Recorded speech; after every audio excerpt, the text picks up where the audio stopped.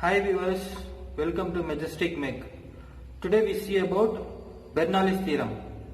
The Bernoulli's theorem is an ideal, incompressible, steady and continuous flow. The total head of the flowing fluid is constant at all sections. The total head of the datum, kinetic and pressure head are the sum of the total heads. Let us see the assumptions made in the derivation of the Bernoulli's equation. The liquid flow is steady, irrotational, frictionless, non-viscous, continuous, incompressible and one-dimensional. So next we see about the proof of Bernoulli's theorem. The law of conservation of energy states that energy neither be created nor be destroyed.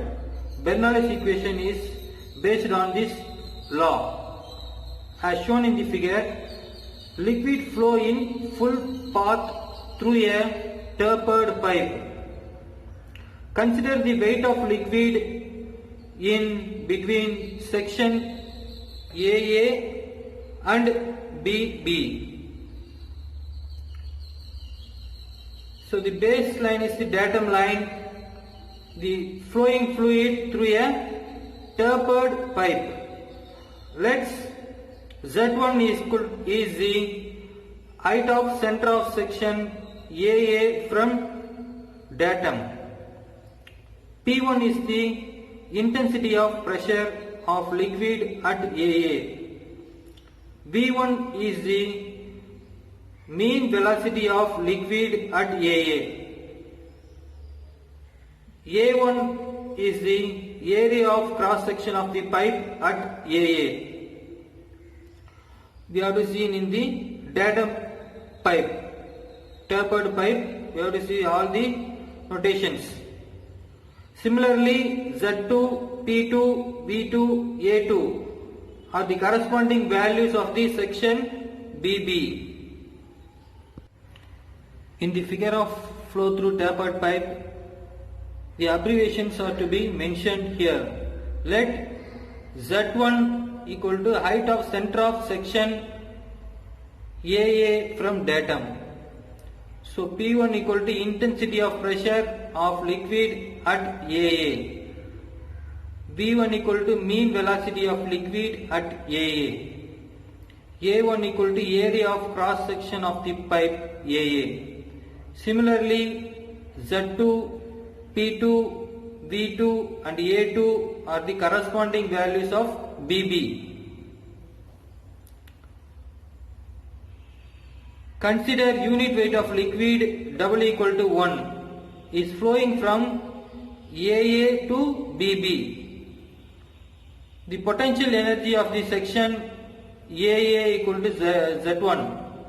Potential energy of the section BB equal to Z2. So see the figure, flow through tapered pipe. Z1 is greater than Z2. Therefore, loss of potential energy equal to Z1 minus Z2 in the equation 1.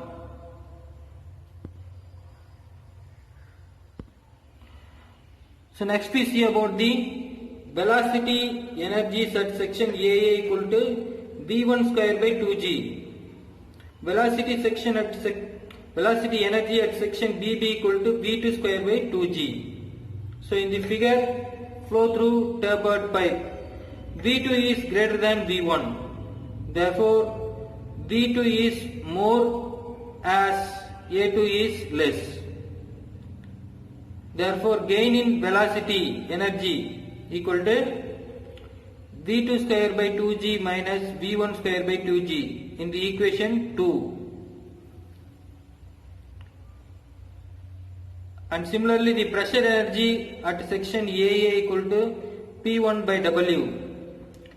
Pressure energy at section BB equal to P2 by W. Since work is done in the cos flow, P1 is greater than P2. Therefore, loss of pressure energy equal to P1 minus W minus P2 by W in the equation 3. By loss of conservation of energy, loss of energy is equal to gain in energy. Loss of potential energy plus loss of pressure energy equal to gain in velocity energy. So equating this, equation 1 plus equation 3 equal to equation 2. And finally, in equation 1, Z1 minus Z2 plus in equation 2, P1 by W minus P2 by W, that is equal to equation 2